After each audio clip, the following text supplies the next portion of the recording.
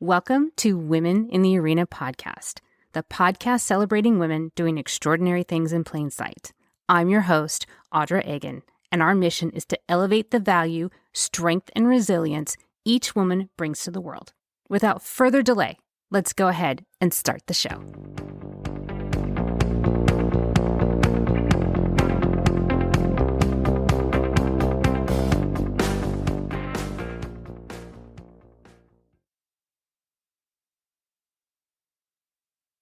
Welcome in, everyone, and thank you so much for joining me again this week. This week, I am with a real-life rock star. That is right. I am with an amazing woman that has changed the way music is viewed around the world. This week, I am joined by Jennifer Batten, and she is this amazing guitarist that has this list of accolades that might take me 10 minutes to get through, but I'll try and bring it down to like a minute and a half. First of all, she's been playing guitar since she was 8 years old. She has toured with Michael Jackson on 3 different tours. That is the Bad Tour, the Dangerous Tour, and the History Tour. She has also played on stage at the Super Bowl with him in 1993. If you guys aren't impressed yet, hold on. She also toured with Jeff Beck. She has recorded with him, and she has 3 albums of her own. She's also an award winner. So in 2016, she received the She Rocks Icon Award. And then thereafter, she was inducted into the Guitar Player magazine's Gallery of the Greats. I told you I'm with an amazing real-life rock star. It is my pleasure and my honor to introduce to you Jennifer Batten. Jennifer, thank you so much for being here, and welcome to the show. Thanks. My pleasure. Let's have some fun. Let's absolutely have some fun. So hold on. Let's jump into it. So 8 years old. How did you decide to pick up the guitar at 8? And let's not forget, guitars for women are not necessarily encouraged. So how did you have the bravery to go, I want to play that? You know, it was really a triple factor. And one was my dad especially was a big music lover and must have had thousands of jazz records. And anytime he was home, that was the backdrop, always music. So he loved it. So that was the backdrop there. My sister got a guitar before me, and I was very jealous. So that was a motivator. That was probably the prime motivator. And also at the time, the Beatles, it was the British invasion. And I remember sitting there with millions of other people when we only had 3 channels to choose from, watching the Beatles for the first time on the Ed Sullivan Show. And it was just magic. It was just an explosion of energy that everybody wanted to be a part of. And anytime a new single would come out, we would take our 45s to our neighbors and play it over and over and over. And when they did a new album, we would memorize it, every little inch of the covers. You know, it was just kind of ingrained in our brains. So I begged my parents for a guitar, and it was very strange at the time, especially back then in the 60s, mid 60s, I guess. And I got an electric guitar, and most kids get an acoustic guitar because, if you get an electric, then you have to get an amp. And my dad already had an amp because he played guitar, although not professionally. So it was a music rich environment, and it was encouraged. I think that's phenomenal that your dad, instead of saying, let's have an acoustic guitar and you can be a singer-songwriter kind of thing, which was, starting to be the genre at the time, he gave you an electric guitar. And for me personally, there are a couple of women that stand out that are guitarists that changed my outlook of music, because you didn't see that very often. Thank goodness for you ladies, because now that's way more common. But who did you have to look for? I mean, there wasn't a role model of a female with an electric guitar that you could say, yeah, I can do that. So who did you look to? I didn't really think about it that we're missing a female player. Although I will say early on, there was a band called Fanny that was on all the TV shows. So I did see an all-female band, and God only knows what that did subconsciously, but it was the music. And it wasn't a big deal that all the lead guitar players were men. I just listened to the music and wanted to be a part of it. So, how did you get started into the business? You went from playing a guitar at your friend's house, at your parents' house, and then you decided, no, I think I want to do this for a living. How did that journey start?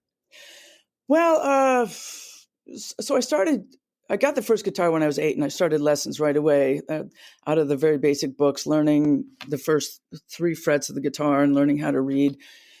And then the family moved when I was 9 to California. I ended up with a folk teacher that was in a band called Up With People.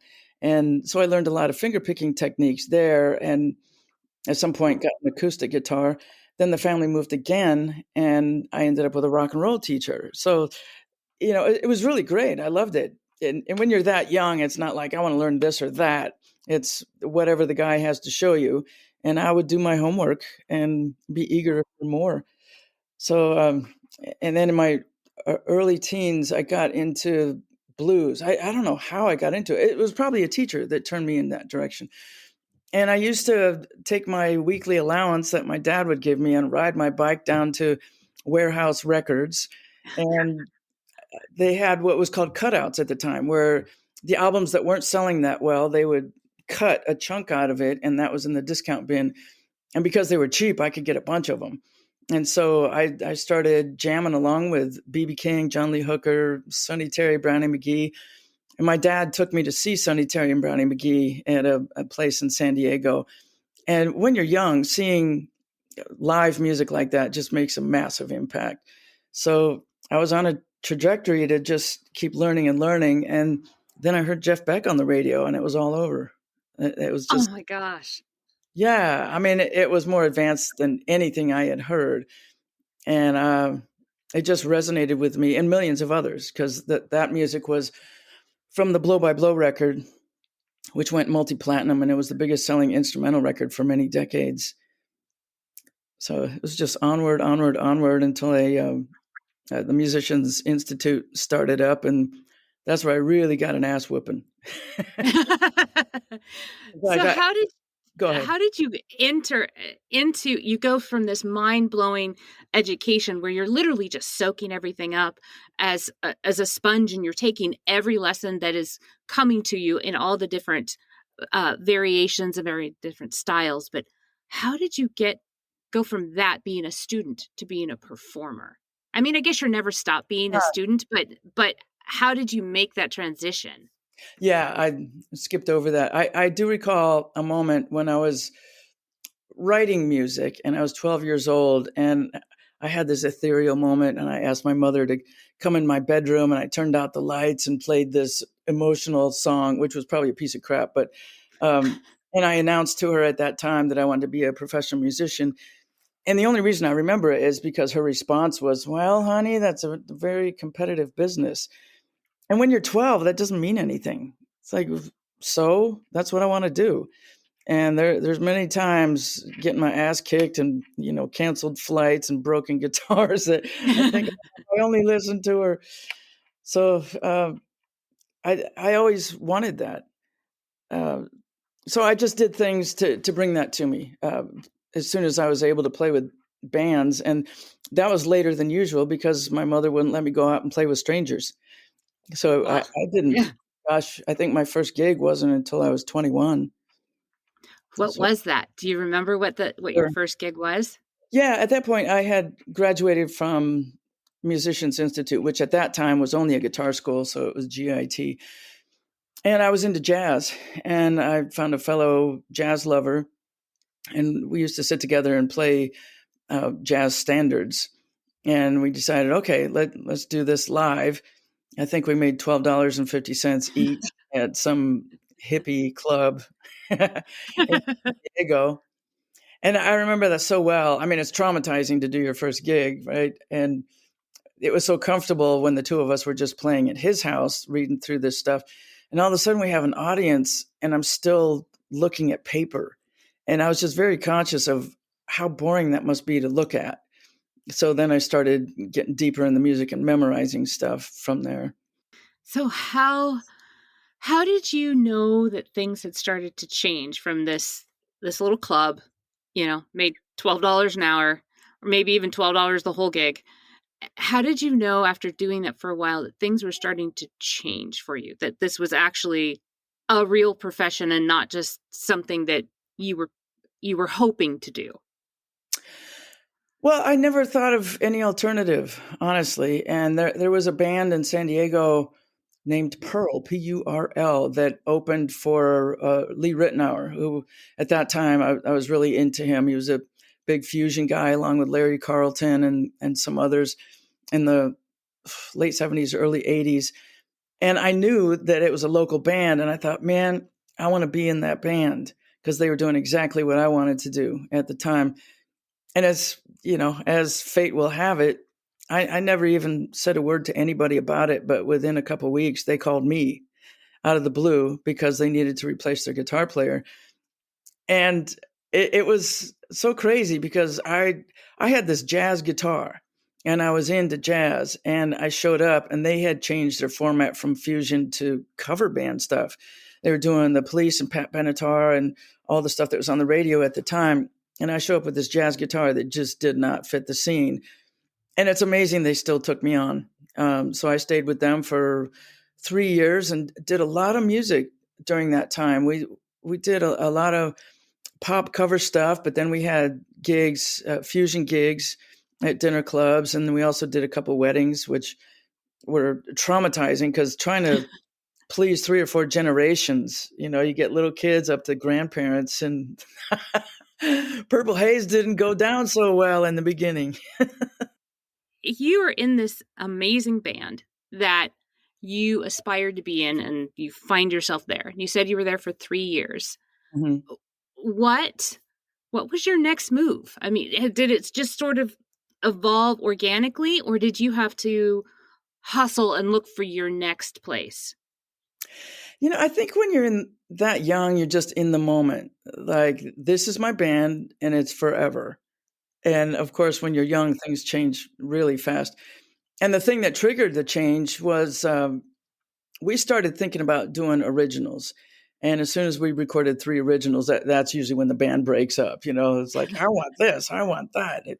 And egos get involved. But what happened was the bass player was from LA, and he wanted to move back. And it seemed like as soon as he moved back, he got a tour with Johnny Rotten when he had his band Public Image. And, we're going, oh, shit, he leaves and goes to LA, and he, quote unquote, made it. So we trotted up to LA. We all moved one by one. I lived in his garage for 3 months before I got my own place. We were hippies with no money and just did what we could. And when I moved up, I was trying to get enough students to live off of, and that took quite a while. And in the meantime, I was a security guard from midnight to 8. So you just kind of do what you do to hustle to make things work. And I just put my name out and ended up, gosh, by the time I got the Michael Jackson gig in 1987, I was playing out with 5 different bands and teaching 6-7 days a week. So it was pretty full time, just immersion, because that's what you do. So what was that like? Speaking of Michael Jackson, what was it like getting that phone call that, hey, we want you to go on this tour? Well, it's kind of funny because they never told me I had the gig. The call that I got was basically, Michael's impressed with the audition. Can you come down and play with the band? And also, can you take a year and a half off? And I said, take me anywhere for any length of time. Yes. And I went down and played with the band, and it was just day after day after day. Nobody sent me home. And I would stay up till the wee hours working on the music and making sure I had the parts correct. And in fact, Greg Fellengains, the musical director, he was always late in coming to the tours because he had other things going on. And honestly, I don't know if it was so much for the bad tour, but the other 2 tours, they would call players at the last minute. So everybody had to cancel all the other plans that they had. And so Greg came in at least a week late, and I remember showing him the form of Billie Jean. And Greg, he's this musical genius. He can, as long as he hears something in his head, he can play it on the piano. And I met his mother when she was in her 80s. She came to a show and said, yeah, he was picking songs off the radio when he was 3 years old. So that's it. So yeah, being able to show him what was going on with the forum. I mean, he soon took over and was probably the greatest uh, musical director I could have hoped for, because his ears were so big. If anybody made a mistake or anything, he could hear it, and he was really kind about guiding us along. And he knew that I was green, and the other guitar player, John Clark, was green. And there's a lot of situations where the musical director can be a total ass in that situation. And if they don't like something, you're fired and get new people in immediately. Um, but it was a very loving environment, so I was really lucky. And that was on the first tour, the Bad tour, which was 3 years. 3 years was it? It was a How year long and the a tour half. was? Year and a Year half. and a half, yeah, 87 to 89. So you're on this tour. It's your first big tour. Yeah. Uh, what was it like? I mean, you were all over the world with, at that time, the biggest musician in the entire world. Yeah. What's that like? That sounds, just saying it out loud sounds mind-blowing. It was just exciting as hell. And I had a lot of trouble sleeping in the first weeks of rehearsals, to the point where I went to a doctor to get sleeping pills because it was really affecting me. And he thought I was a crackhead or something. He's going, "Oh, really? Trouble sleeping?" And I said, "Really? No, this is the situation. I got the best gig in the world, and it's so exciting I can't sleep." So, I took the pills for a week or so and got straight from that. But it was the most amazing thing in the world, because most tours, it's so expensive to keep bands on the road that if you have a day off, it's going to be a travel day. They're going to make use of that somehow. But Michael, God bless him, he'd been touring since he was 5 years old and had reached such a popularity where he didn't have to tour or didn't have to play every day. And so we played 2 or 3 days a week, and we had plenty of time to really see where we were at. We'd, show up in Geneva, and everybody'd go for a walk and get their Swiss Army knives, or we'd be in Dallas and everybody'd go out and get cowboy boots. And the first stop in Europe was Rome. And we spent an entire day going to the Forum and another one going to the Colosseum. And we got so spoiled at one point we're going, do we have to work today? I got plans. I got things to do. I got people to see. I got places to Exactly. go. I got spaghetti to eat here. Yeah, it was a paid vacation is what it was, because I loved his music anyway. And on that first tour, is there a favorite spot that you had? Was there a favorite show, that anything that stands out in your memory that you're like, oh, this is Yeah, it? yeah. I remember there was God, it's been so long. I'm starting to forget the name of it, and they've changed the name of it. But there was an outdoor amphitheater south of LA that we played, that the sound was just so rich and wonderful. Normally we would play stadiums and the sound just kind of goes out. You got 50,000 people out there, and you don't really hear any sound back except for what's in your monitors. And the way the field was, there was plenty of seats. And then I think there was, in the States, we did smaller shows, so maybe 18, 20,000 people. And there was a hillside that people sat on, and just something about how the sound hit me was really great. And of course, the Super Bowl, that was one of a lifetime experience that I will never experience again. So it was just a really, really exciting day. And there was others, I'm sure, if I sat and thought about it, that sometimes it's really special just because the way I happened to feel that day. Well, you mentioned Super Bowl, and at the time of this recording, the Super Bowl is in a couple of days, and it happens to be here in Arizona, Oh, and it's, and Rihanna happens to be the halftime show. So, what is it like being there? Because everybody's watching you around the world, yeah, and it's not just in that stadium; it's televised. yeah. So, what does that feel like? You have millions of eyes on you. Yeah, well, back then, I think it was 92 or 93, it was before YouTube. So nobody was thinking about it's going to be archived forever.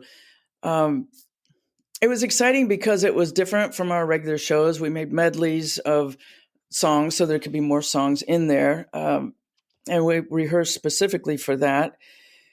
And I remember many things. I mean, everything was compartmentalized. Like the band worked on the music.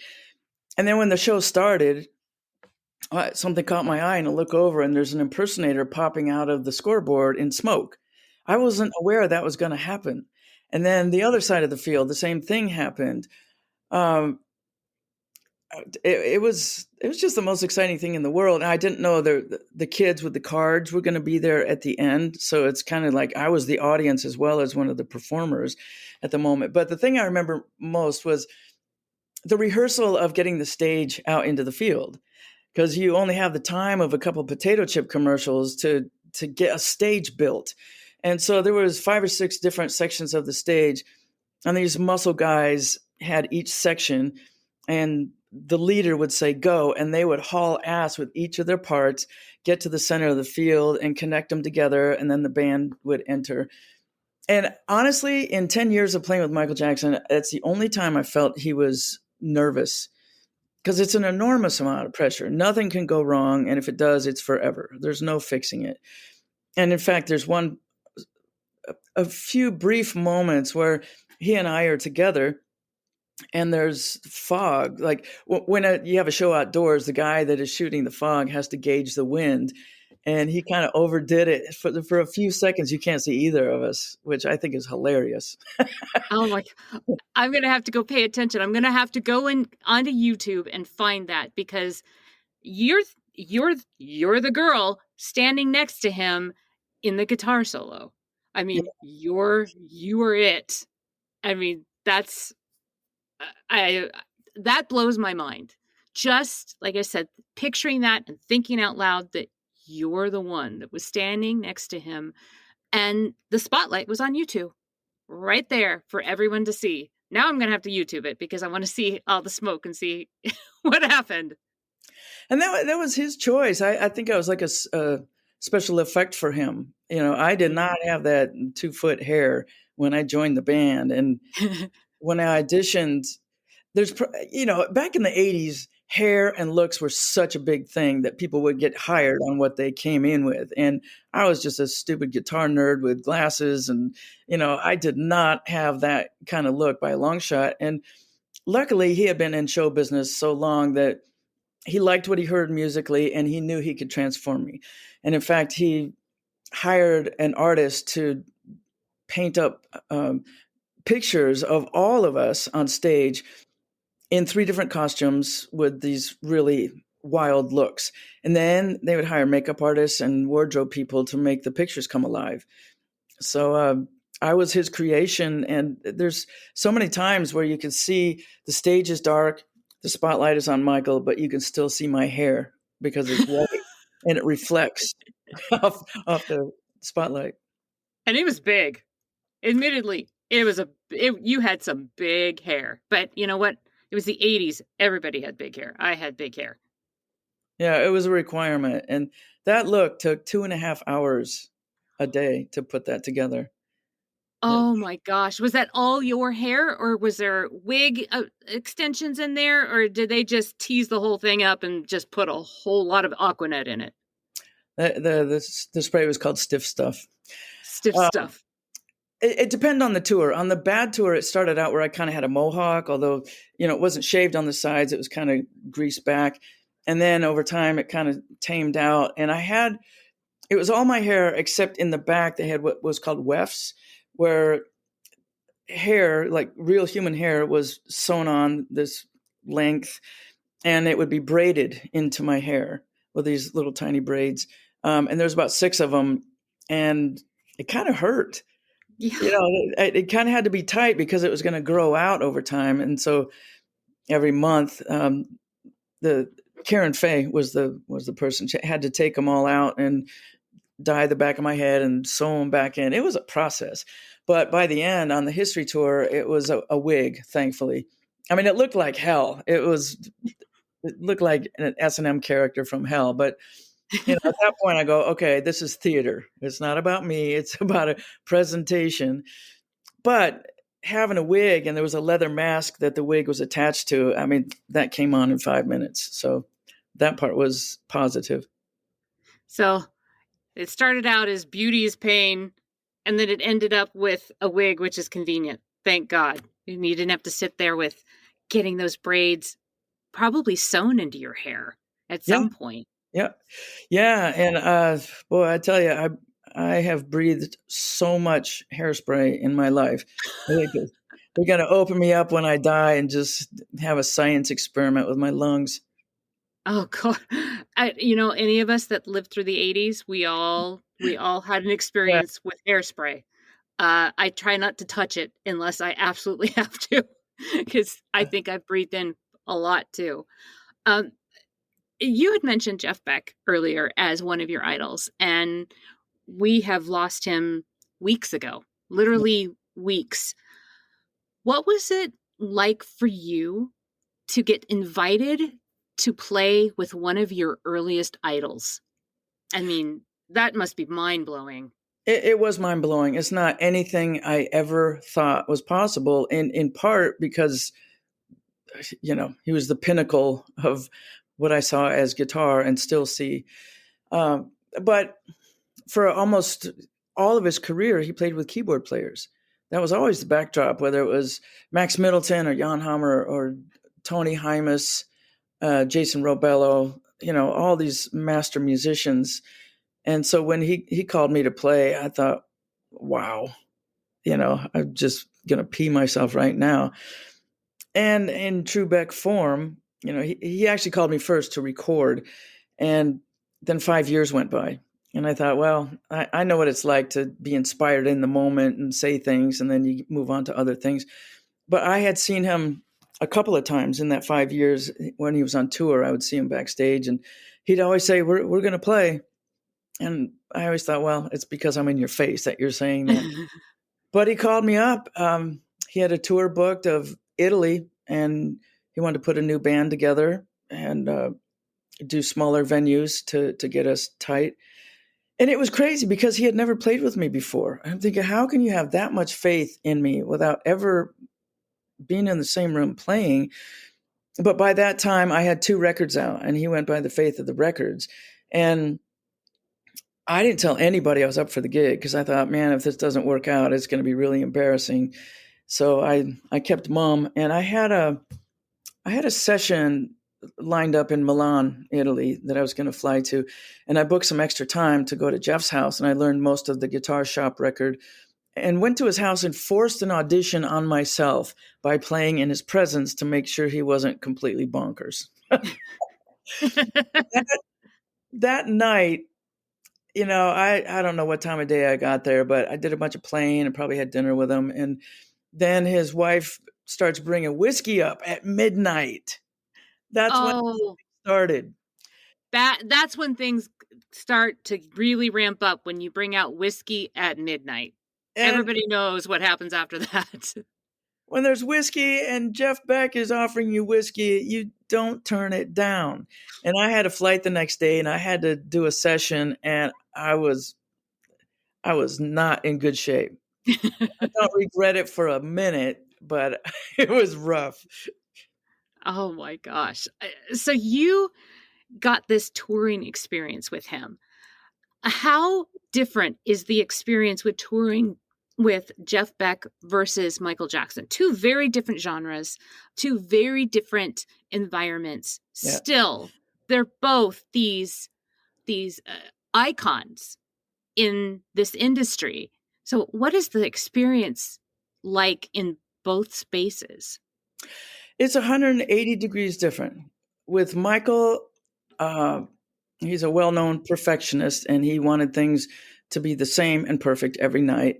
It's pop songs, um, and you can't just say, "Hey, let's play this song now instead of that," because everybody has their cues. There's costume changes. There's pyrotechnics, which are very dangerous. So everybody has to know where they're going to be on stage, and there can't be anything screwing up.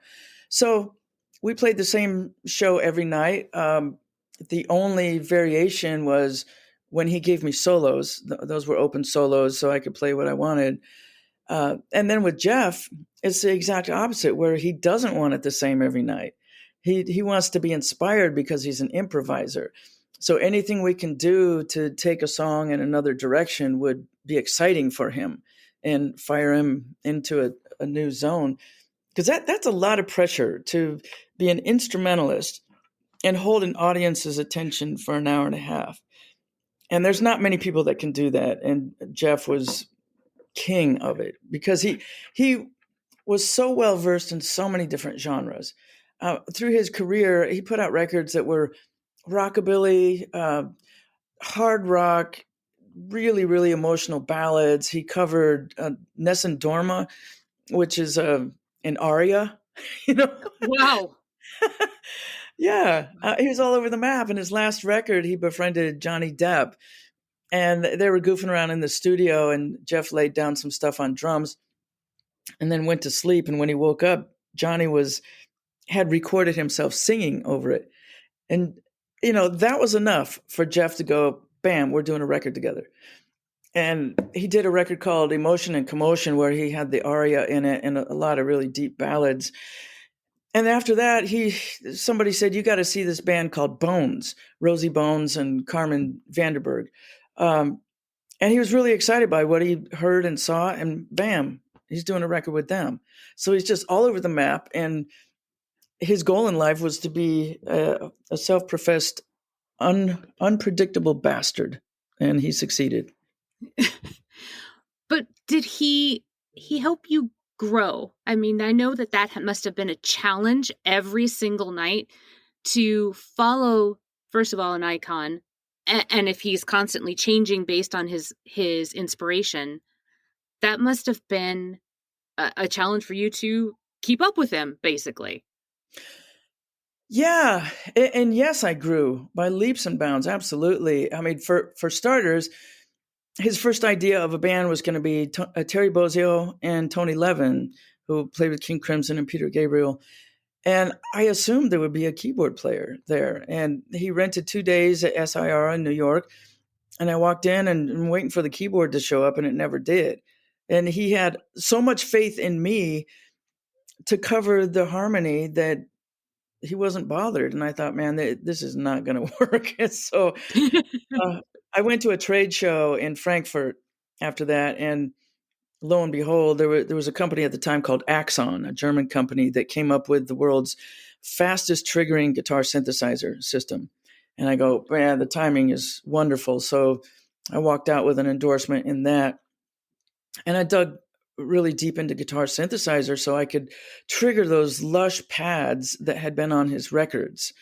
I will say that machine did not work out. It was full of all kinds of glitches and the sounds were shit. So I ended up with all rolling gear like a week before we took off.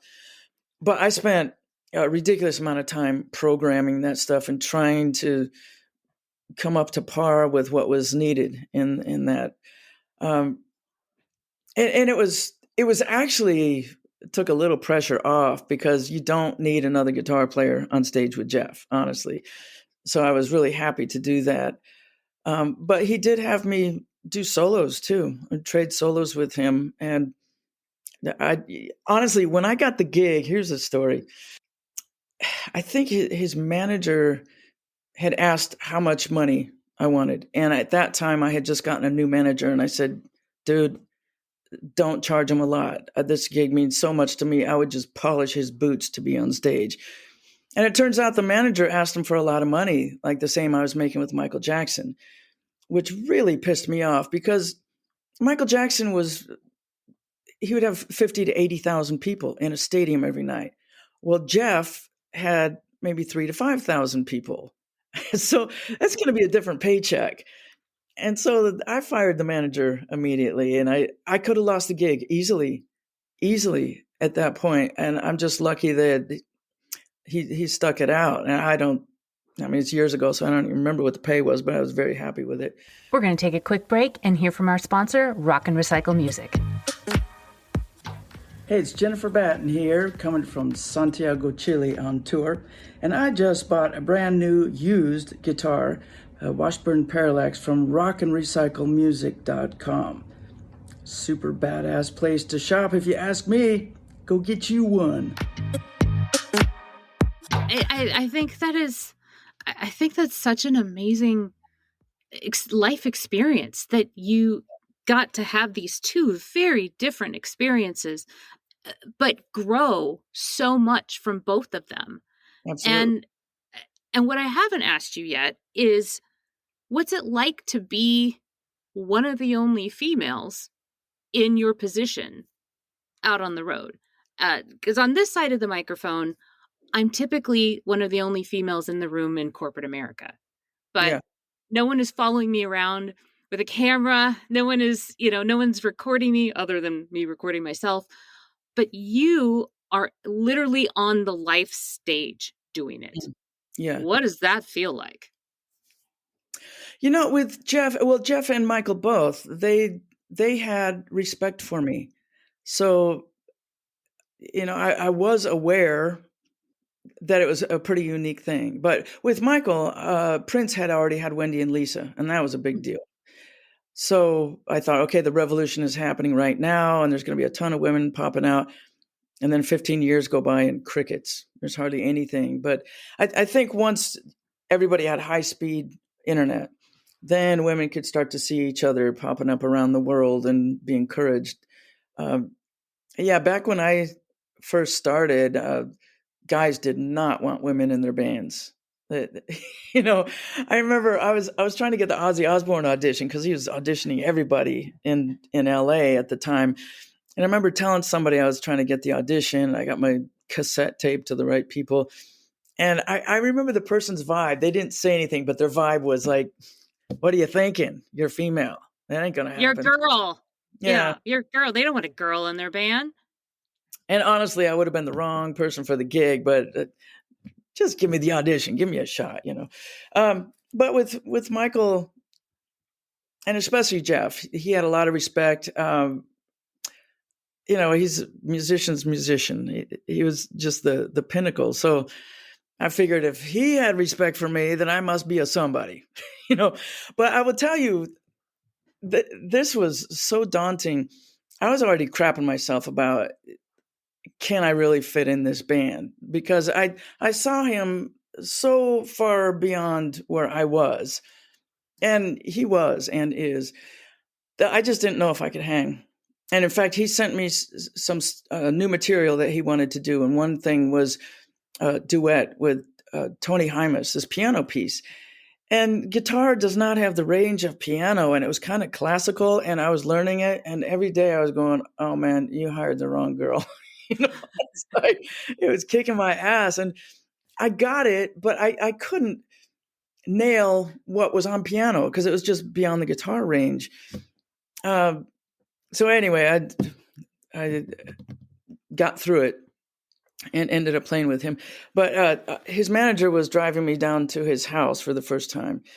And I will never forget, I had ridiculous anxiety about it, although I didn't say a word to anybody about that. And then his manager just quietly says, in the past, the musical director in Jeff's bands has been the keyboard player.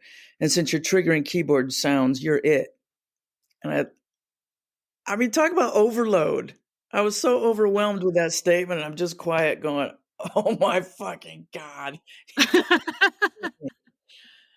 And honestly, there was jealousy from the other band members because I was in that position. Jeff would call me with changes that he wanted, and so I'd tell the band, and we'd work on it before Jeff came in the next day. And it wasn't my choice. It was just that was the job I was given. So deal with it, dude. I think a lot of us can relate to that. Sure. A lot. We can all relate to that sentiment, and it's actually, in a strange way, it's both comforting and aggravating that even at your caliber of traveling all around the world, you still experience that. It's the Oh, same as little old me in corporate America in some boardrooms. yeah. So, like I said, I find it encouraging because we're in the same boat, but also aggravating because we're in the same boat. Yeah. But it's interesting that the stars don't have any problem at all with that. It's other people around them. And it Interesting. was much worse with Michael Jackson. His manager, one day I was at rehearsal and there was a break, and his manager, this real mafioso guy with a cigar and a ponytail, comes up to me and goes, "Because you have this gig, I could probably get you into Playboy magazine." And I'm going, what? That is What? not a goal of mine. Thank you very much. Yeah, I was just stunned. I probably was silent, just smile and walk away. And then another time, it was even worse. We were at a party somewhere in Europe, and he comes up to me, he looks at my chest, and he goes, "You need tits. I'll pay for them." Yeah, Oh my gosh. exactly. Yeah, Oh, that was so offensive. I thought, man, I'm not going to carve a knife like all your Hollywood bimbos. And I mean, no offense to people that really think that's a thing and choose to do that, but yeah, that wasn't my thing. no, because you were there for the music and your talent, not you didn't need a pair of boobs. I mean, Yeah. besides And boobs are a lot of people have gotten really sick from that. You know, yeah. bags leak and it's carving into your body on purpose. I mean, I've had several surgeries and I don't do that as a first choice. Like, yeah, make me look like Barbie. Well, I'm so and I know this can sound really strange, and I don't, and I mean it sincerely. I am so proud of you for not caving into that pressure and staying true to whom you are, and that you were strong in your own convictions and your own self-worth to not to fall into that trap that you felt you had to. I mean, that Yeah. takes a lot of self-worth and a self-esteem, and I am grateful that you stood there and stood your ground. Well, I think a lot of women are so dead set on fame at any cost that, that's part of their journey and that's just what they do. But for me, it was the music. That was my number one driving force. So that probably had something to do with saving me from that. And my upbringing, I didn't grow up in Hollywood. Um, there was there was a German guy. Well, actually, this German guy referred to all Americans, but I'm thinking specifically Hollywood as the plastics. I took I can offense do to that. that. I can understand that. I can definitely understand that. Yeah. In your very long career, which is still going, by the way, Yeah. um, what is the biggest lesson you learned, which is also your biggest surprise that you didn't expect to learn? Biggest surprise. Well, um, just I think anytime, and probably everybody in the arts probably goes through this, where you have goals, where you see yourself, and you want to be there faster than it is ever going to be for most people, and it can be frustrating. And anytime I felt like that, and it seems like there was always a moment when I was practicing and just so joyous at something that I had conquered, that it just brings me back to earth. And well, it doesn't get better than that. Personal growth. And then you lose your way, and then you come back, and then you lose your way again, and then you come back and do the comparison game, which is horrendous. It's making kids commit suicide from Instagram because they don't look like their friends, or they don't have the gigs that their friends have. Um, so it's a battle through your whole life, and fortunately for me, I often get to the space where I just don't give a fuck. It's just if my music is progressing, I know how happy that makes me, and I know the therapy that it gives me. How I can be feeling shitty or just nonplussed, and go in the studio and play for a couple hours, and it changes my brain chemistry and heals me. So it's almost like I have to do it. That's my lifeline. So your passion is your purpose, and you get to make a living at it. I Yeah, mean, that's the dream. And that's not to say there's not a lot of bumps in the road. There's been plenty. It's been feast and famine for me. I mean, Jesus, when I got the Michael Jackson kid, it was more money than I ever made in my life. And for Christmas that year, my dad gave me a book on finance that was about that big, and I looked at it and I'm thinking, dude, I know how to spend money. And I never have learned that lesson, but uh, yeah, it's the same. I hear that so many times from actors when they finish a big movie and then they are so insecure because the phone isn't ringing. They think, okay, I did that, but it's over. And there's going to be months on end where you just don't get calls and things aren't happening, and you got to be creative and take a left turn. Like all of COVID, none of us could play. It was horrifying, and a lot of us got super depressed. But then you got to reboot and go, what can I do in this situation? Well, I can teach. I didn't know what Zoom was before lockdown happened. Then I started this seminar series with 3 other women, is what it started out to be, and once a month, and that was my focus, and that got me through COVID. I mean, we all had to find a lifeline during COVID because we all experienced something similar at the same time. We may not have been experiencing it exactly the same, but we all had to deal with the same emotions that were coming up for all of us. That what do we do now? What do we do now? Uh, you every time I email you, you're in a different country, which is so cool. Um, what is next for you?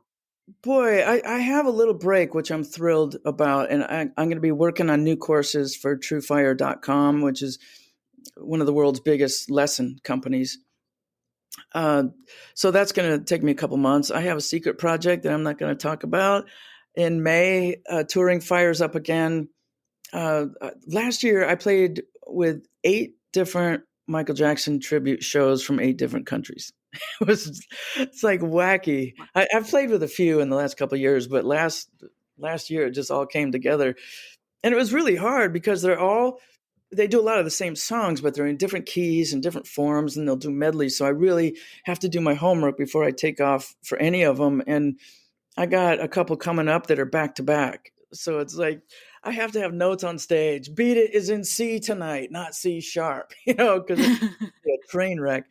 Um, I played last November. I did a 3 or 4 week tour with a buddy of mine, John Macaluso. He's a great drummer that played with Yngwie Malmsteen, and Niklas Terman. He's a guitar player, but he played bass and sang on this tour. And it's the first time I did a trio, and it was so much fun that it's really tedious, but I'm putting a promo video together from those shows to try to get us more work. So there's a lot of seeds planted in the future. That's what I love about your attitude. First of all, it's even though you are this amazing rock star, what you go through is so relatable in my own life and probably in many of the listeners, that you're going through the same stuff that we're doing, and we all are just having to hustle. We're all making it up as we go along, and we all have to hustle. That's the life, especially of the creative. It's never going to be the same, and that's what keeps us fired up sometimes too. That's probably where your best inspiration comes from, is always having to make it new, make it fresh, and create something out of nothing. Yeah. That's pretty fantastic. First of all, we are almost at the top of the hour, and I promised you I only wanted an hour of your time. So Okay. I want to first of all thank you for spending this time with me. I have learned so much. You are extremely inspiring. And like I said, you're also relatable because you go through the same stuff, the same emotions, all of that I experience. So it solidifies my thought of, all women all around the world, no matter what you do, who you are, what country you're in, your sexual orientation, your faith, whatever, we all are going through pretty much the same thing. And you just solidified that thought for me. And I want to thank you for your vulnerability. What I'd like to do is I want to step back from the mic from just a moment, because I want to give you an opportunity just for a moment direct with the audience, just to leave one last thought of either a life lesson or inspiration that you can leave with them. Yeah, it just occurred to me, because this is guided towards women. I just want to put something out there that even though there's a lot of bumps in the road, a lot of misogyny, just crap that you're going to go through, if you focus on that and feel like a victim, it doesn't serve you at all. And there is a higher way to live. And of course, you're going to get bummed out by certain things along the way. But if you let it run your life, then it's just going to drag you down into a deeper hole. So visualizing that things are better if they're bad. And one thing I'm trying to do right now is wean myself off the news. It's just like, okay, 4,000 people just died in Turkey. Do I need to know that? Is there something I can do about that? I could not have prevented that. But having that in your mind day in, day out, whether you realize it or not, it's in your subconscious. And if you have problems with anxiety, and I think anybody that's a gig worker does to some degree, it is not going to help you. It's only going to make things worse. So, it's easy to say positive thinking, but if you specifically set out to raise your thoughts and raise your vibration, it will serve you much more than playing victim. Thank you for that reminder, because sometimes it's easy to forget. So I appreciate you giving that reminder. There's a lot of things that you said today that are then triggering. Oh yeah, I forgot that. I need to remember that. And I appreciate you being so candid and transparent with that. Where can my audience check out your music? It's on all the usual places, iTunes, Spotify, that kind of stuff. I sell what physical CDs I have left from my website, jenniferbatten.com. And that's where all my gigs will be posted as soon as they're confirmed. And there's only a handful right now, but in the next month, there's going to be a lot more for late spring, summer shows. And I've started, I'm kind of burnt out on travel. So I started a cover band locally so I can stay home more. And so whoever calls, July, August, I'm home in Portland, Oregon. Excellent. So if you want to hear some Journey, Toto, Van Halen, and yes, come see my band called Full Steam. So that's it. That's where I am right now. That's fantastic. Again, thank you for being here with us this week. I cannot thank you enough for your time and for your artistry that you've given us. It's phenomenal. I actually started listening to your music after our first meeting, and you're amazing. Oh, thanks so much. You just kill it. So thank you for being here. And I want to thank all of you for listening, and we'll see you again next time. This is just the beginning.